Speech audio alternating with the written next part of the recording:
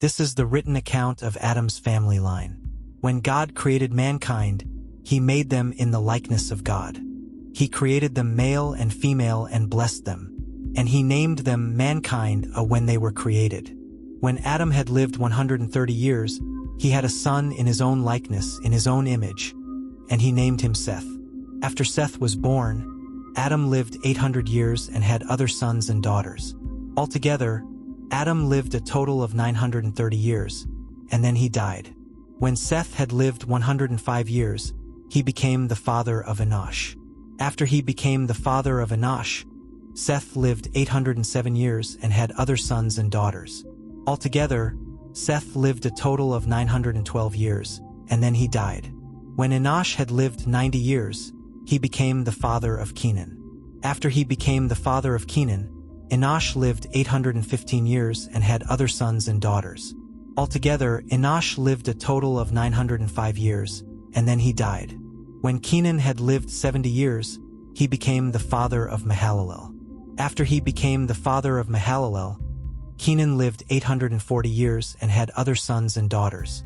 Altogether, Kenan lived a total of 910 years, and then he died. When Mahalalel had lived 65 years, he became the father of Jared. After he became the father of Jared, Mahalalel lived 830 years and had other sons and daughters. Altogether, Mahalalel lived a total of 895 years, and then he died. When Jared had lived 162 years, he became the father of Enoch.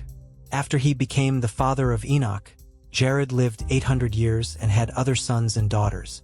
Altogether, Jared lived a total of 962 years, and then he died. When Enoch had lived 65 years, he became the father of Methuselah. After he became the father of Methuselah, Enoch walked faithfully with God 300 years and had other sons and daughters. Altogether, Enoch lived a total of 365 years. Enoch walked faithfully with God. Then he was no more because God took him away. When Methuselah had lived 187 years, he became the father of Lamech. After he became the father of Lamech, Methuselah lived 782 years and had other sons and daughters. Altogether, Methuselah lived a total of 969 years, and then he died. When Lamech had lived 182 years, he had a son. He named him Noah and said, "He will comfort us in the labor and painful toil of our hands caused by the ground the Lord has cursed." After Noah was born, Lamech lived 595 years and had other sons and daughters.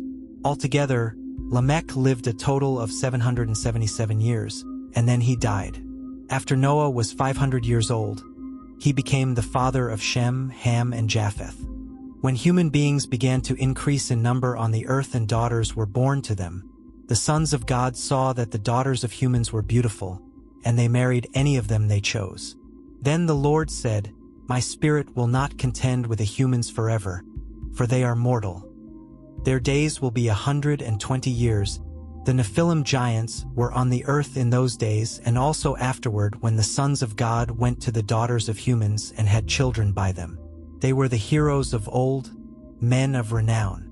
The Lord saw how great the wickedness of the human race had become on the earth, and that every inclination of the thoughts of the human heart was only evil all the time. The Lord regretted that he had made human beings on the earth, and his heart was deeply troubled. So the Lord said, I will wipe from the face of the earth the human race I have created, and with them the animals, the birds and the creatures that move along the ground, for I regret that I have made them.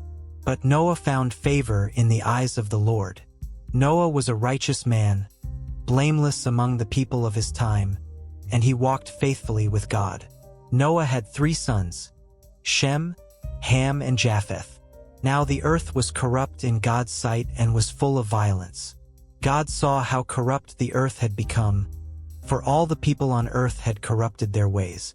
So God said to Noah, I am going to put an end to all people, for the earth is filled with violence because of them. I am surely going to destroy both them and the earth. So make yourself an ark of cypress wood. Make rooms in it and coat it with pitch inside and out. This is how you are to build it. The ark is to be 300 cubits long, 50 cubits wide, and 30 cubits high. Make a roof for it, leaving below the roof an opening 1 cubit high all around. Put a door in the side of the ark and make lower, middle, and upper decks. I am going to bring floodwaters on the earth to destroy all life under the heavens, every creature that has the breath of life in it. Everything on earth will perish. But I will establish my covenant with you, and you will enter the ark, you and your sons and your wife and your sons' wives with you. You are to bring into the ark 2 of all living creatures, male and female, to keep them alive with you. 2 of every kind of bird, of every kind of animal, and of every kind of creature that moves along the ground will come to you to be kept alive. You are to take every kind of food that is to be eaten and store it away as food for you and for them. Noah did everything just as God commanded him.